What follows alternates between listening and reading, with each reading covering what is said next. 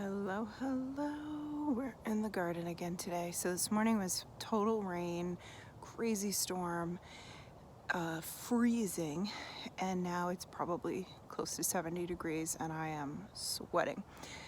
Today is broad bean day, and I like to do this thing with myself where I'm like, oh, I should have done this sooner. I'm trying not to do that because why? Like, it is what it is.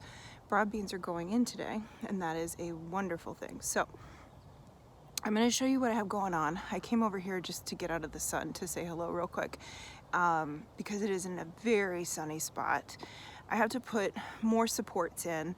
So the method that I'm using is from Liz Zorab, and I will link the video that I watched.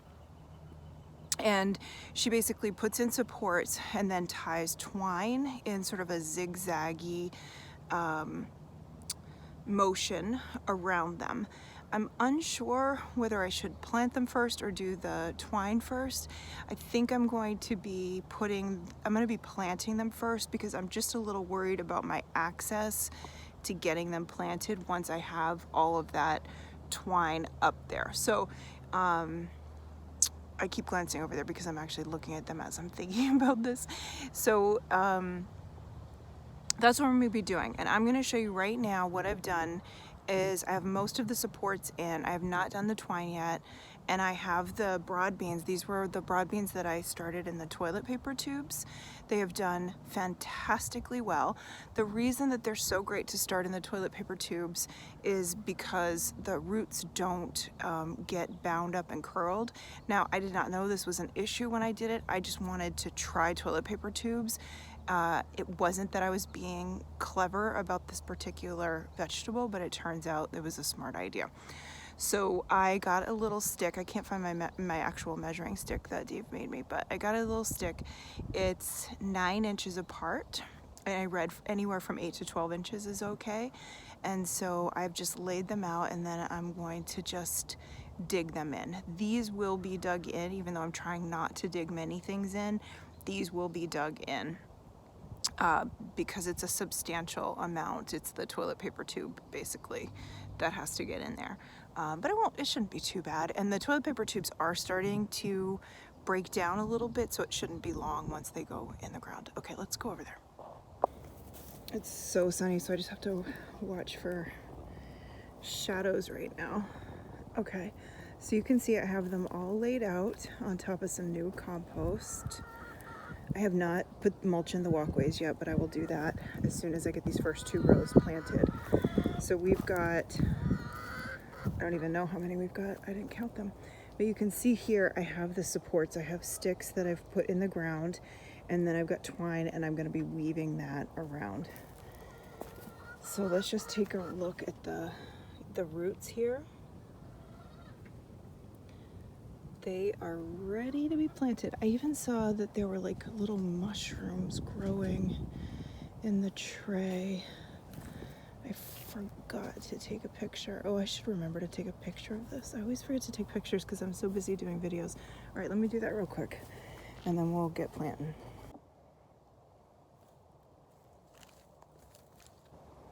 I was trying to take advantage of a cloud that just passed, so I lost it. All right, it's just too sunny. I'm gonna take this off and hold it. Okay, so these are all planted. 2, 4, 6, 8, 10, 12, 14, 16, 18, 20, 22, 24, 26, 28, 30. I think there's about 30. That was just a very fast count. And you can see some of them are a little bit slumped over, but they will perk up. They were a little bit leggy from being in the toilet paper tubes, but I think that they are already incredibly happy to be in this ground. So now the next step is just to get more supports to continue the row. Probably need like 4 more, and then going ahead and wrapping the twine.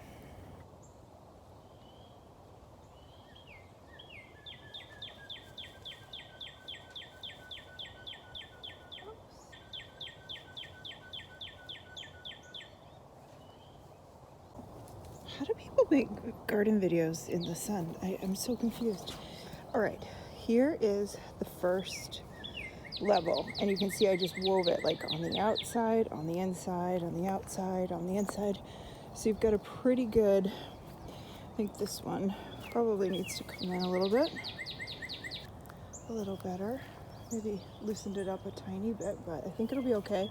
I'm gonna do a second row, and then actually I'm gonna do a zigzag and then a second row. So the zigzag, I'm going to take it, and this string here from this stick is gonna go and wrap on that one, and then I'll just keep zigzagging back and forth. I will definitely come out when it's not so sunny to get a better shot, but I just wanted to kind of capture the moment here.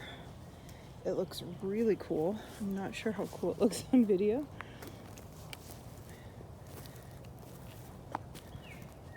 Yeah, that looks really cool. I'm excited about that. I love how tall the sticks are too. They don't need to be that tall, but they just, that's the length I had them, and I just think they look so cool. So you can see I have that kind of grid pattern inside, crisscrossed, and then 2 supports on the side, or 2 levels of support on the side. So I think this should be pretty good. Broad beans, fava beans, grow big and bushy, but they don't get terribly tall. So I should be okay, but I can always add just another string on the top. And that's it. This was the toilet paper tube experiment, and I'm pretty pleased. I think they'll just start to perk up, but the other thing I can do, because I have the supports, is just go like that. Let the rope help. I now have a chair in my garden, a couple of chairs that are near my arch trellis that I'm going to show you in just a minute when I feel like standing up. Yeah, I've got a couple chairs. It's exciting. These aren't the chairs I want to be in here, but they're the chairs that I have right now. So they will do just fine until I get the chairs that I want in here, or at least one big chair that I want. But I thought it would be really great to have a little place to come sit, because this year the design of the garden is going to lend to being able to just be in here and relax. There's going to be a fig tree right where, kind of near where I am right now. And yeah, well, there'll be more privacy that grows as everything grows in, and it'll just be like this cozy little secret garden. The last thing I want to show you today, other than the fact that I did not get the mulch on there, but it doesn't matter, no rush, is that I have done this beautiful design on the cattle panels using these branches that are very bendy. And so I've just kind of dug them in at the bottom and then twisted them so that they form an arch of their own.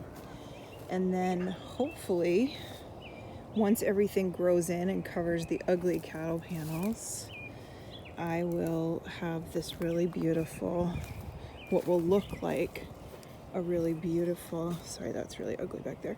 I just don't have my tunnel up yet. This beautiful arch. I think it's going to be really, really lovely. I really like cattle panels, but I think they're extremely ugly. And so this is my way. Oh, you can see it much better like this here. You can really see the wood. I think they're ugly. And so anything I can do to make them look more beautiful. I got this idea from watching a video. The YouTube channel is Honey Hill. I'll link that down. She makes such beautiful videos, and she just adds these beautiful touches. You can see this so much better on this side. She adds these beautiful touches just like this, and I just loved it when I saw it. Okay, well, it is almost dinner time. It's a little after 6. The sun is just perfect now, so now I know what a good time to come out here is. If you're new here, I'd love to have you subscribe and be part of our community. If you enjoyed this video, if you can give it a thumbs up, that really helps the channel to thrive a little bit more. And as always, thanks for being here. Appreciate you.